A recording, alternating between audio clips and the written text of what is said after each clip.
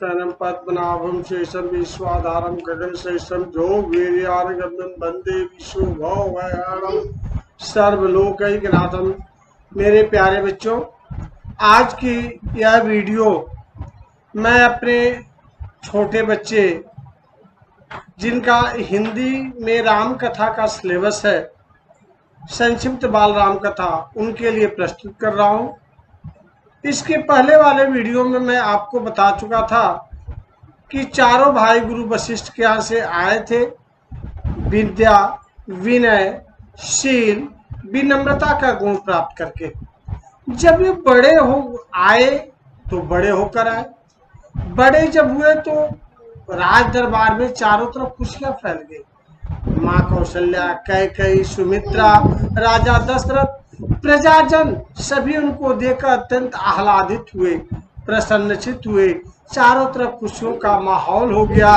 उसी प्रकार जैसे दिन में सूर्य के निकलने के बाद जीवन का संचार शुरू हो जाता है, वैसे ही श्री राम के आने पर गुरु के यहाँ से पूरी अयोध्या नगरी में जीवन का संचार शुरू हो गया।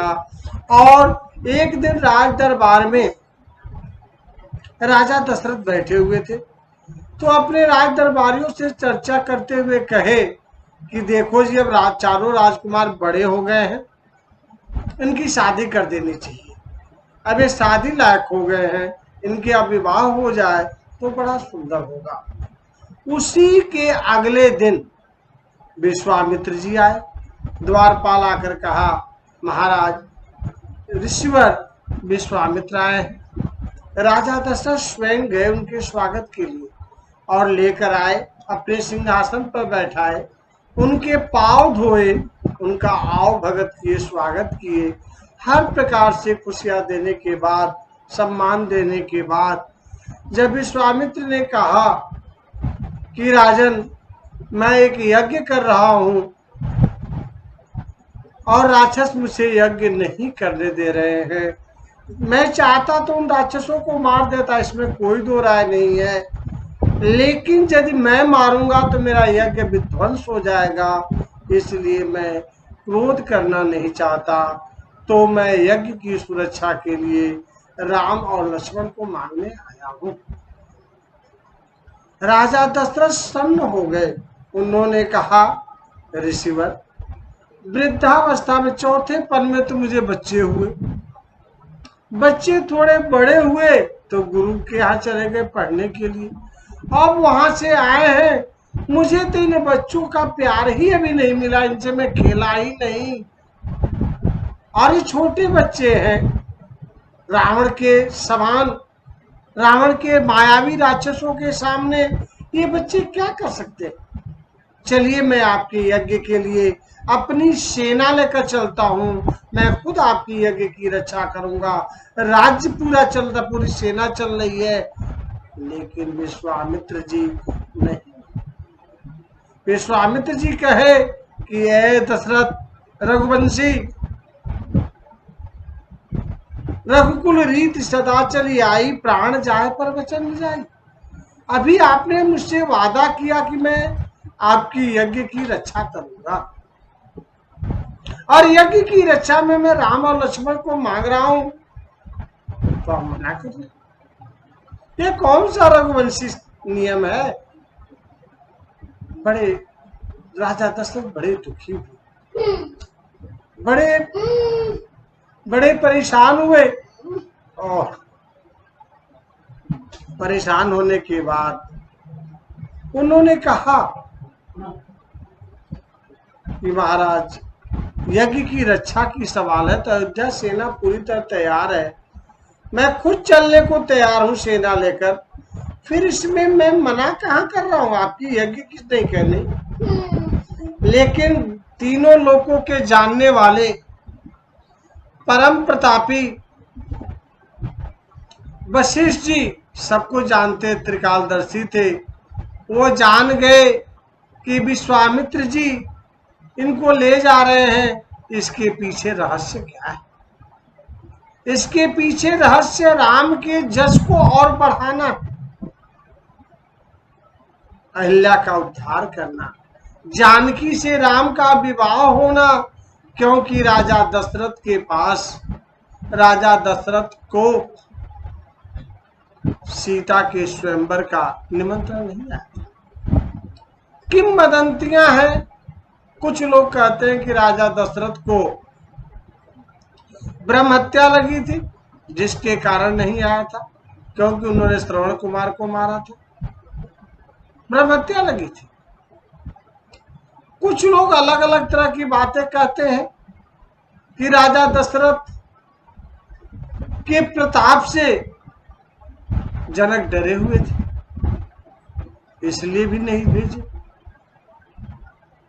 तो वशिष्ठ जी ने समझाया, और वशिष्ठ जी के समझाने पर राजा दशरथ अंत में भेजे। वशिष्ठ जी ने कहा, राजन, इसमें भी कोई उद्देश्य छिपा है, आप इन्हें भेजे।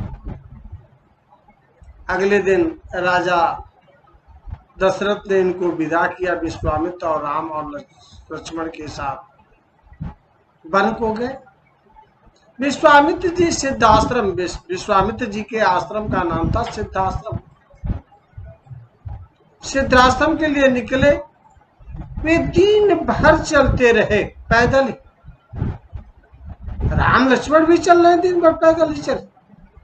विश्वामित्र जी ने देखा कि उनके चेहरे पर कहीं भी सिहरन नहीं, बिना गुरु को उनको न प्यास लग रही है, न भूख लग रही है, न चेहरे पर कहीं उदासी नाम की चीज है। वही तेज, वही प्रताप, वही प्रसन्न चित्त चेहरा दिखाई दे रहा है।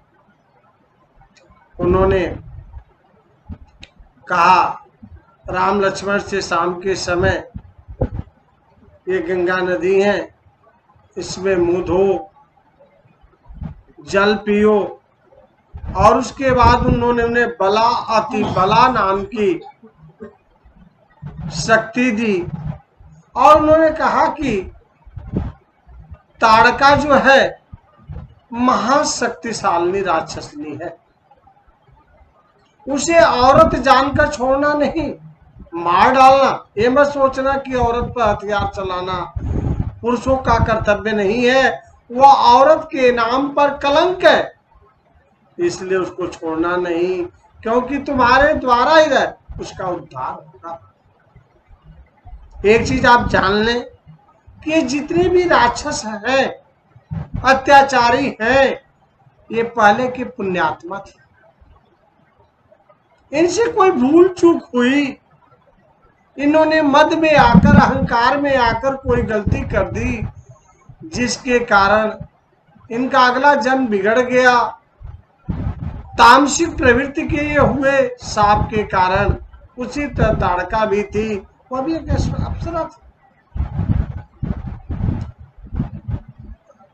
अगले दिन सुबह के समय जब ये लोग चले, रात में विश्राम करने के बाद, विश्वामित्र जी ने दिखा, कहा कि ये पहले वन क्षेत्र जो था पूरा हरा भरा था, ऋषि मुनि रहते थे यहाँ पर, जिन जीवन था, लेकिन सब राक्षस खा गए।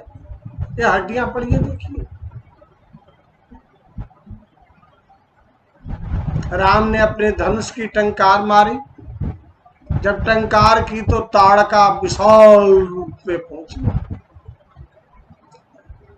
और पहुंचने के बाद लगी पत्थरों की वर्षा करने, विकराल रूप में युद्ध करने लगी। अंत में राम ने उसे बाण से मारा और वो मर गया। वहां से आगे गए, सिद्धाश्रम में पहुंचे, ऋषि शिष्यों ने इनका स्वागत किया। अगले दिन राम लक्ष्मण से विश्वामित्र ने कहा, देखो मैं अब यज्ञ करने जा रहा हूं, यज्ञ की सुरक्षा का जिम्मेदारी तुम्हारी है, यज्ञ की सुरक्षा करना। राम लक्ष्मण बोले, महाराज आप यज्ञ कीजिए, यज्ञ में कोई बाधा नहीं डालेगा, यह हमारा आपसे वादा, रघुवंशियों का वादा है। और इस प्रकार से जब यज्ञ शुरू हुआ, हवन होने लगा, धुआं निकला, तो सुबाहु और मारीच सेना लेकर पहुंचे। राम ने लक्ष्मण से कहा, लक्ष्मण तुम यज्ञ को देखना, मैं इनसे निपटता हूं। राम ने आग्नेय अस्त्र से सुबाहु को मारा, वायव्य से सेना को मारे और सुबाहु का वध किए। मारीच को जब बाण लगा, आग्नेय बाण, तो भगा वहां से, इतना जोर से बाण लगा कि वह जाकर दक्षिण दिशा में समुद्र के किनारे गिरा, बेहोश होकर अचेतावस्था में गिरा। और उसके बाद से उसने दुराचारी प्रवृत्ति छोड़ दी, कभी भी वह वहां से चला नहीं, कुटिया बनाकर राम का भक्त हो गया। इस प्रकार यज्ञ संपन्न हुआ। यज्ञ संपन्न होने के 2-4 दिन बाद मर्यादा पुरुषोत्तम श्री राम ने गुरु से कहा, गुरु जी अब हमारे लिए क्या आज्ञा? यज्ञ तो पूरी हो गई। राम से विश्वामित्र जी ने कहा, चलो हमें जनकपुर चलना है, वहां से राजा जनक की पुत्री की शादी का, स्वयंवर का निमंत्रण आया है, वहां चलो हमारे साथ चलते हैं। राजा जनक की मिथिला राजधानी के लिए शिष्यों सहित विश्वामित्र, राम, लक्ष्मण चलते चलते चलते वे गौतम ऋषि के आश्रम में पहुंचे। जब गौतम ऋषि के आश्रम में पहुंचे तो देखे कि आश्रम बहुत सजा हुआ था, लेकिन आज विभत्स रूप में। उन्होंने विश्वामित्र से पूछा, गुरुवर से, कि गुरुजी ये क्या है? इतनी सजी हुई वाटिक आश्रम आज सुनसान डरावनी लग रही है, ऐसा क्यों? विश्वामित्र जी ने बताया कि एक अलग घटना है। यह गौतम ऋषि का आश्रम। गौतम ऋषि की पत्नी अहिल्या परम सुंदरी थी। इंद्र उनको देखकर मोहित हो गए, उनका चरित्र डोल गया और उन्होंने योजना बनाई। रोज गौतम ऋषि सुबह 4 बजे उठकर गंगा में स्नान करने जाते थे पूजा के लिए। चंद्रमा मुर्गा का रूप, पहले मुर्गा ही वाग देता था जिससे लोग उठते थे। आज के समय में अलार्म हो गया, घड़ी हो गई, मोबाइल हो गया, अलार्म बजता है तो लोग उठते हैं। पहले के जमाने में सब कुछ प्रकृति पर निर्भर करता था, तो मुर्गे की आवाज पर उठते थे। चंद्रमा को इंद्र ने अपने बातों में मिला लिया और चंद्रमा को मुर्गा बनाए, और चंद्रमा मुर्गा के रूप में 1 बजे रात में ही बात देने लगे। गौतम ऋषि उठे और चले गए गंगा स्नान करने की। भाई चलो सुबह हो गई, अब स्नान करें, हम पूजा ध्यान करें। ब्रह्म मुहूर्त में 3 बजे से लेकर 5 बजे तक ब्रह्म मुहूर्त माना जाता है। वो तपस्या के लिए अत्यंत ही पवित्र होता है, विद्यार्थियों के लिए, ज्ञान अर्जन के लिए बहुत ही पवित्र होता है। उस समय कोई भी विद्यार्थी बैठकर याद करे, वो एकदम याद हो जाएगा। यदि आप उस समय रुचक जाते हैं, आप अपना परिश्रम करते हैं, योगाभ्यास करते हैं, किसी भी उम्र का कोई हो, वो बीमार नहीं हो सकता। ब्रह्म परम पवित्र होता है। अब जब वो नदी किनारे गंगा तट पर गए तो इधर इंद्र गौतम ऋषि का रूप धारण करके और अहिल्या के कमरे पहुंच गए। अहिल्या जब देखी तो कहीं, महाराज आप तो गंगा तट पर नहाने गए थे, ऐसे कैसे?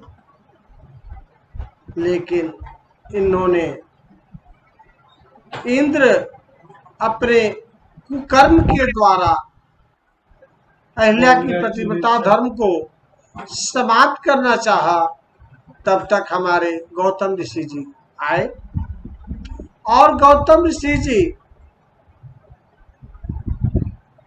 ने इंद्र को देखा और उसके बाद उन्हें गुस्सा आया और गुस्सा क्रोध आने पर विवेक का नाश हो जाता है। उन्होंने इंद्र को भी श्राप दिया, चंद्रमा को मृग छाले से अपने मारा। कहा जाता है जो चंद्रमा में काला धब्बा दिखाई देता है हमारे सनातन धर्म में, गौतम ऋषि ने उसी मृगशाले से मारा था तो काला पड़ गया था। ये हमारा सनातन धर्म कहता है, विज्ञान आज कुछ भी कहे, मैं उस बारे में कोई चर्चा नहीं करता। इंद्र को क्या श्राप दिए अब वो चर्चा छोड़िए, लेकिन उनसे गौतम ऋषि से गलती हो गई, क्रोध में विवेक शून्य हो जाता है और उन्होंने अपनी पत्नी को कहा जड़ मूर्ति। जड़ जड़ मतलब अचेतन, पत्थर। तुझे मुझे मेरी पहचान नहीं हुई? जबकि अहिल्या परम पवित्र पतिव्रता स्त्री थी, इंद्र ने उनका शरीर भी स्पर्श नहीं किया था। लेकिन क्रोध में आकर गौतम जी जो त्रिकालदर्शी थे, उन्हीं को कोई टाल नहीं सकता, इसलिए उन्होंने श्राप दे दिया, जा तू पत्थर हो जा। और वही अहिल्या बिचारी तब से पत्थर बनी है।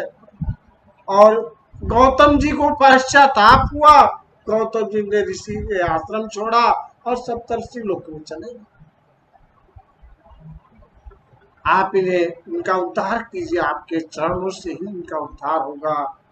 इस प्रकार से गौतम ऋषि की पत्नी अहिल्या को अब यहाँ असमंजस की स्थिति है कि मर्यादा पुरुषोत्तम राम एक स्त्री को पैर से स्पर्श करे।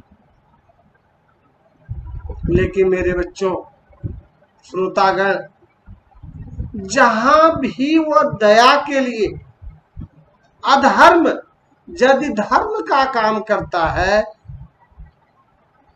पुण्य का काम करता है, तो वह अधर्म नहीं।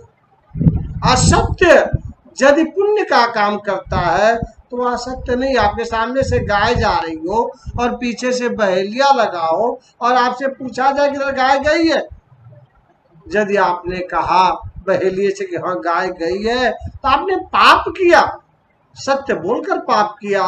लेकिन यदि आपने कहा नहीं गाय इधर नहीं गई है, आपने गाय की प्राण बचाई, वह सत्य है लेकिन पुण्य है, इसलिए वह धर्म। यही तर्कों के साथ विश्वामित्र जी ने मर्यादा पुरुषोत्तम राम को समझाया और इस प्रकार से रामचंद्र जी उस पत्थर पर अपना पैर लगाए, अहिल्या का उद्धार हुआ, अहिल्या पुनः स्त्री बनी और भगवान की स्तुति की और इस प्रकार उद्धार होने के साथ ही उन्हें ये सिद्धि मिली कि अब गौतम जी फिर उनको त्यागेंगे नहीं। वह सप्तर्षि लोक में चली गई और उनकी पत्नी बनी। वहां से आगे बढ़े, पैदल ही चल रहे थे। रास्ते में उन्होंने राम लक्ष्मण को रास्ता चलिए, आप तो चुपचाप तो चल नहीं सकते, आज तो मोटरसाइकिल, कार, हवाई जहाज, ट्रेन हो गया, पल में आप पहुंच जाते। पहले लोग पैदल ही चलते थे तो रास्ते में कथा, कहानी, चुटकुला ये सब चलता है रास्ता काटने के लिए। मेरे बच्चों, एक छोटी सी कहानी है। एक औरत दही बेचने जा रही थी, किंवदंतियां लोकाचार में एक कथा कही जाती है, इसी बीच कह देता हूँ, सुन ले आप। दही बेचने जा रही थी और एक बूढ़े बाबा जा रहे थे। तो वो औरत बोली, हे बाबा एक कथा सुनाइए जो मीठी भी लगे, रास्ता भी कटे, मीठी भी लगे और रास्ता भी कटे। उन्होंने क्या किया कि डंडा से मारा, उसके सिर पे जो दही की मटकी थी वो फूट गई। अब वो उनका पीछा करने लगी, वो भागने लगी। और दही उसके सिर पर फूटी थी तो गिर रही थी तो मुंह में जाता मीठी लग रही थी, तो रास्ता कट गया। गई राजा के पास। राजा ने पूछा, पंडित जी आपने ऐसा क्यों किया? बड़े वो आपने ऐसा क्यों किया? आप अपनी उम्र का ख्याल करते? क्या महाराज मेरी क्या गलती है, इससे पूछिए। ये बोली कि ऐसी कोई बात बताइए, ऐसा कोई उपाय कीजिए जिससे भी रास्ता भी कटे और मीठा भी लगे। बताइए हम इसको लड्डू पेड़े मिठाई कहाँ से ला कर दे वहां पर? मैंने इसका मटका फोड़ दिया, दही यही तो खाई, इसकी दही मैं थोड़ी खाया, ये खाई इसको मीठा लगा, और दौड़ कर मुझे पकड़ी तो इसका रास्ता कट गया। तो मेरे बच्चों, रास्ता कैसे समय से कटे, दर्द न हो, खुशमय जीवन, प्रसन्नमय जीवन हो, उसी रूप में विश्वामित्र जी ने राम लक्ष्मण को शिव पार्वती की कथा सुनाई। अब शिव पार्वती की कथा तो मैं इस समय सुनाऊंगा नहीं, उन्होंने सुनाया। आगे बढ़े तो रास्ते में सोम नदी, सोमपुर, जो विश्व का प्रसिद्ध पशु मेला लगता है, बिहार में आजकल है, वहां पहुंचे। वहां उन्होंने कहा, भाई देखो ये गंगा जी हैं, और ये गंगा जी आपके पूर्वज भगीरथ जी लाए थे। भगीरथ जी क्यों लाए थे? क्योंकि उनके कई पुश्त पहले राजा सगर थे। सगर 99 अश्वमेघ यज्ञ कर चुके थे, 100वां अश्वमेघ यज्ञ कर रहे थे। उस अश्वमेघ यज्ञ को देखकर इंद्र घबरा गए कि 100 अश्वमेघ यज्ञ हो जाएगा तो वे स्वर्ग के राजा हो जाएंगे। तो जो अश्वमेघ यज्ञ का घोड़ा छोड़ा गया, उस घोड़े को इंद्र ने चुराकर समुद्र के अंदर ले जाकर कपिल मुनि के आश्रम में बांधा।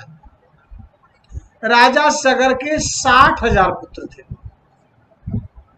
और 60,000 पुत्र पूरी पृथ्वी को खोज दिए, कहीं घोड़ा मिला नहीं।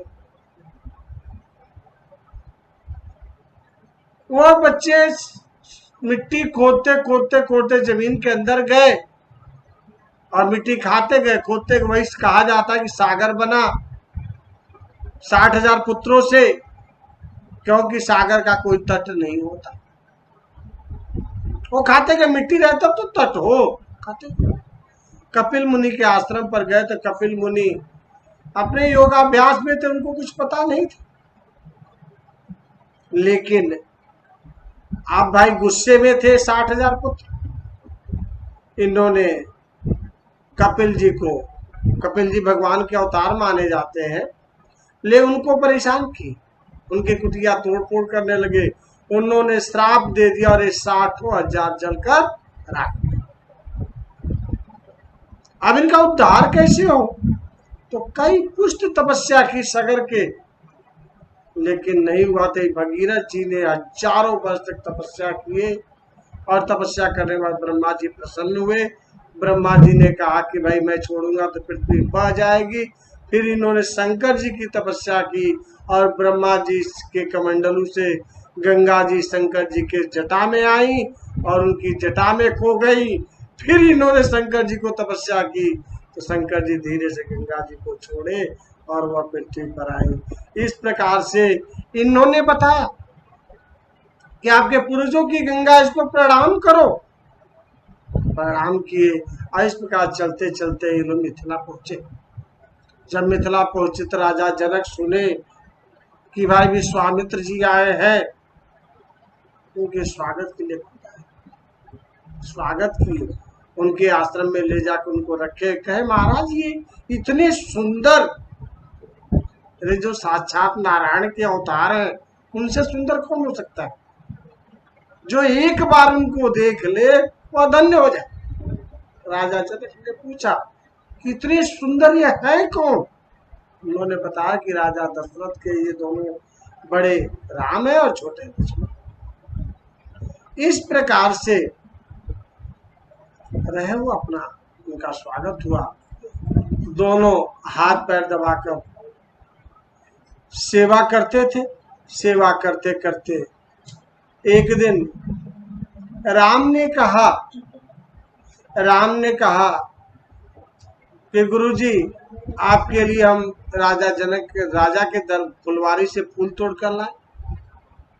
हाँ जाओ, ठीक है। मेरे बच्चों, आप लोग छोटे हैं और मैं कथावाचक नहीं हूं। रामचरितमानस के कथावाचकों की यदि सभा में आप जाएं तो ये फुलवारी का जो दृश्य आपको बता रहा हूं, इस पर पूरे 3 घंटे तक वार्ता चलती। रमेश भाई का सुन लीजिए, परमानंद जी का सुन लीजिए, मुरारी बापू का सुन लीजिए, प्रकांड विद्वान मुंडक दास जी का सुन लीजिए। वो लोग 3-3 घंटे, कई कई दिनों तक इस फुलवारी के दृश्य का वर्णन करते। लेकिन हम लोग तो भाई जितनी बड़ी गिलास उतना अधिक पानी उसमें डाले उतना ही काफी है। तो हम तो आपको पढ़ाने वाले, आप सुनने वाले, पढ़ने वाले, चलेगा काम। बस फुलवारी में पहुंच गए, फूल तोड़ रहे हैं। उधर से गौरी पूजन के लिए सीता भी पहुंच रही है अपनी सहेलियों के साथ।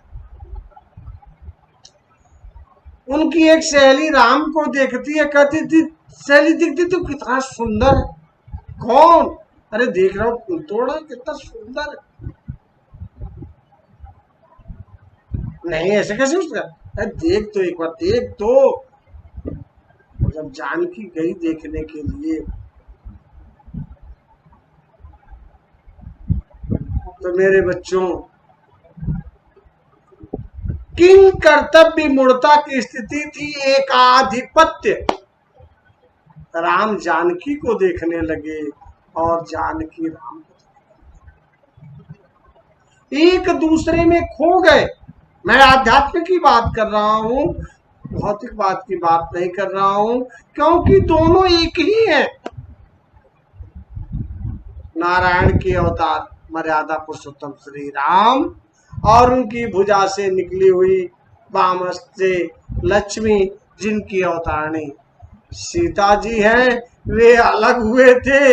एक दूसरे को देखकर, एक दूसरे को याद करते हुए वे पूरी तरह खो गए।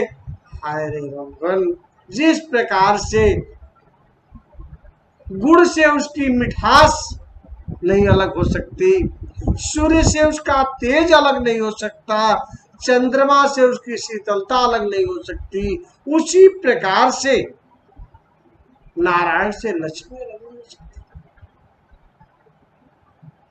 लेकिन ये तो लीला करनी थी, एक दूसरे को देखकर ऐसे खो गए कि किंग कर्तव्य विमूढ़। थोड़ी देर बाद लक्ष्मण जी ने देखा, भैया को क्या हो गया भाई, चुपचाप खड़े, न हिल रहे, न डूल रहे, न पलक गिरा रहे। फिर वहां गए, कहा भैया भैया। रामचंद्र जी ने कहा हाँ बोलो। उधर से उर्मिला मांडवी सब आई, दीदी को जगाई।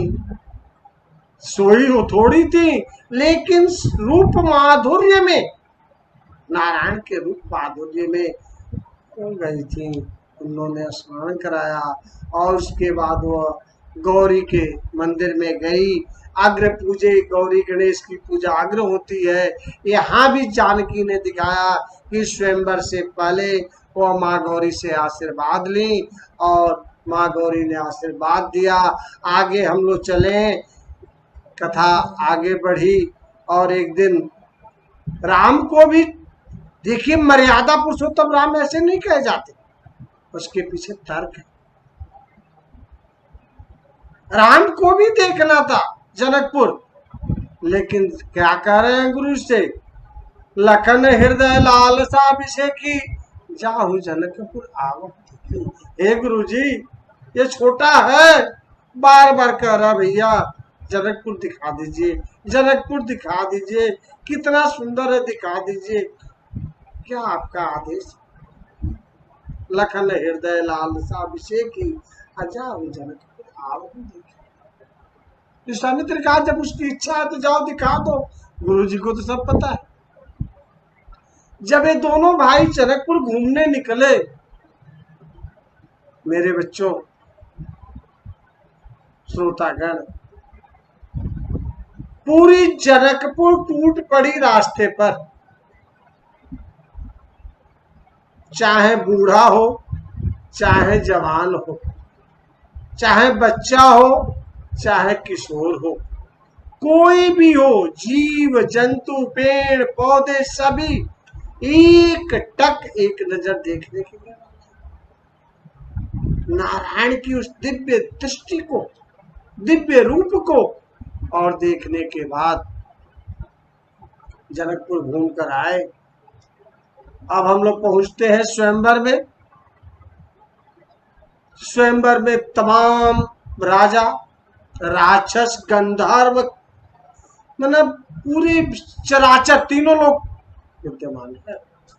बस शंकर पार्वती और ब्रह्मा विष्णु महेश नहीं है, लेकिन बाकी सारे, कहा जाता है कि रावण भी गया था, लेकिन रावण ने अपने शिव के धनुष को प्रणाम करके चला आया था। तो सबने नंबर वाइज धनुष के पास गए, लेकिन धनुष हिला किसी से नहीं। जब धनुष नहीं हिला तो राजा जनक बड़े उदास हुए, और राजा जनक उदास होकर क्या कहते हैं, तजहु आस निज निज गृह जाहू, लिखा न विधि वैदेही विबाहु। ए राजाओं, जाओ, अब आशा छोड़ो। ब्रह्मा जी ने मेरी लड़की जानकी का विवाह नहीं लिखा।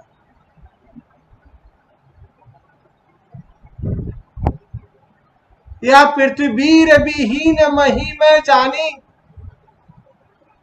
राजा जनक ने जब ये कहा कि पृथ्वी वीरों से खाली है, शेषावतार लक्ष्मण जी खड़े हुए। उन्होंने उस समय सारी मर्यादा भूल गए। ये नहीं देखे गुरु जी है, भैया राम है, ना बाबा, ना खड़े हो गए। वंश की बात आती है, खानदान की बात आती है।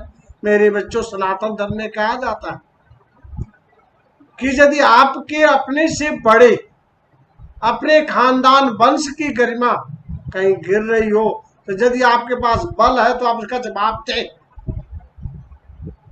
और नहीं बल है तो उसका हट जाए। इन कानों से उसकी शिकायत ना सुनो।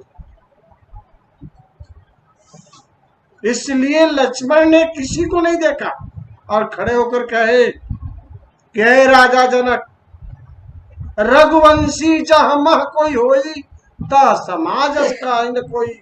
ऐ राजा जनक, जहाँ रघुवंशी बैठे हो, उस जवान, उस समाज में इस तरह की बात मत कहिएगा कि पृथ्वी वीरों से खाली हो गई है। अभी मैं चाहूं तो इस पूरी पृथ्वी को उखाड़ कर मसल कर रख दो, रेत बना दूं पहाड़ को। पूरी पृथ्वी कांपने लगी जब शेषावतार हमारे लक्ष्मण जी विकराल रूप में आए। राम ने देखा कि सारा खेल ही खत्म हो जाएगा। फूंक, पहाड़ को फूंक दो, सारा तहस नहस कर दो, मूली जैसे उखाड़ कर फेंक दो। राम ने कहा अच्छा बैठ।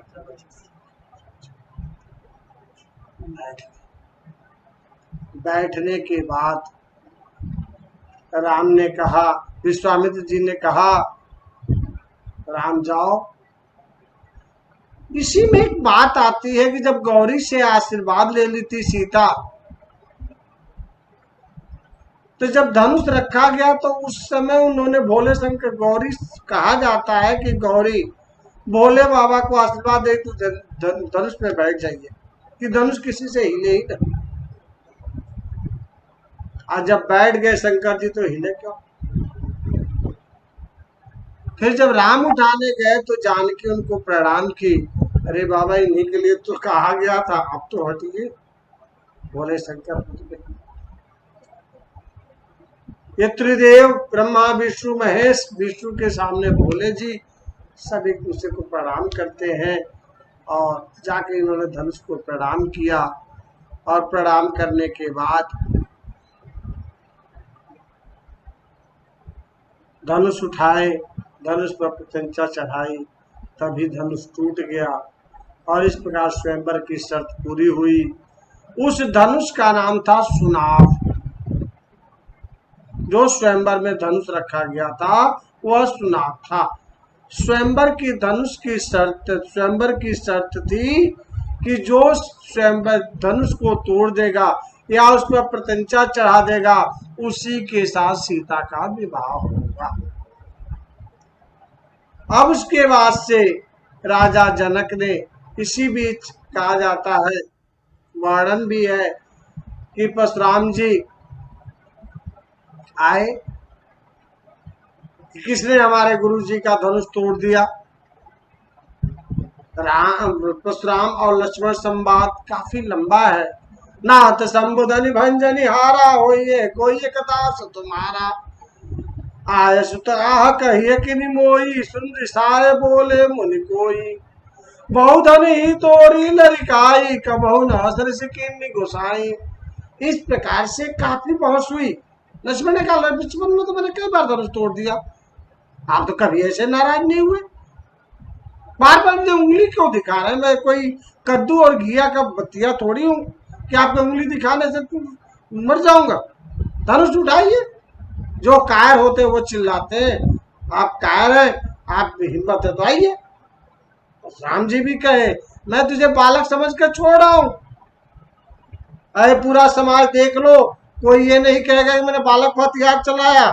पूरे विकराल रूप में लक्ष्मण जी और परशुराम जी दोनों में काफी शास्त्रार्थ हुआ, और अंत में विश्वामित्र जी ने राम से कहा, भाई संभालो, राम संभाले।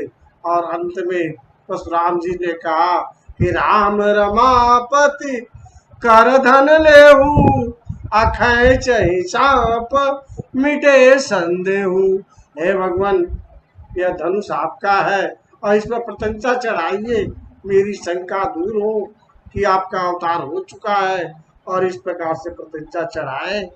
बाण चढ़ाया, कहे महाराज अब बाण कहाँ चलाऊं?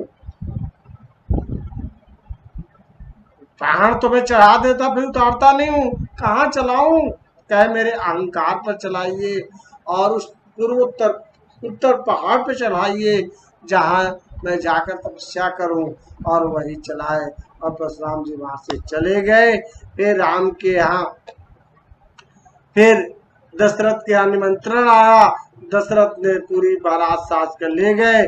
चारों भाइयों का, चारों बहनों से शादी हुई। राम का सीता से, भरत का मांडवी से, लक्ष्मण का उर्मिला से, और शत्रुघ्न का श्रुतकृति से। और इस प्रकार से वहाँ वे 1 महीना रहे। राजा जनक ने बहुत ही स्वागत किया। और इस प्रकार से 30 दिन तक राजा जनक जी रोज अलग अलग नाश्ता और रोज अलग अलग खाना दिए थे। किसी दिन एक तरह का ना, वो एक जो करा दिए दोबारा नहीं हुआ। इस प्रकार से आज की वीडियो यही मैं समाप्त करता हूँ। जो संक्षिप्त रूप में स्वयंवर की कथा, विश्वामित्र के आश्रम की कथा, गौतम ऋषि के अहिल्या के उद्धार की बातें हुई, आप उसे ध्यान से सुने। संक्षिप्त में था, विस्तार से नहीं था, लेकिन फिर भी आपकी आवश्यकता अनुसार परिपूर्ण था। इसे आप ध्यान से सुनते हुए, पढ़ते हुए, देखते हुए ज्ञान अर्जित करें, अपने जीवन को सफल बनाएं। धन्यवाद, नमस्कार।